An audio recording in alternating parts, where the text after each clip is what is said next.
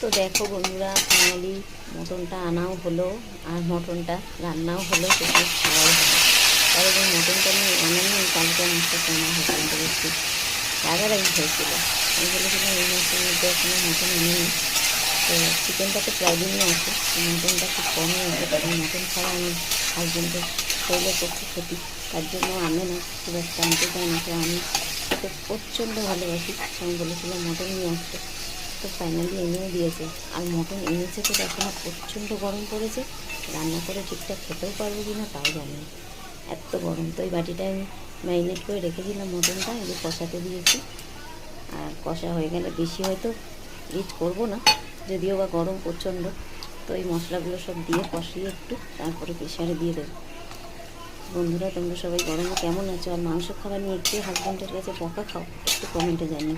আমি কিন্তু মটন খেতে গিয়ে আমার হাজব্যান্ডের কাছে বকা খেয়েছি,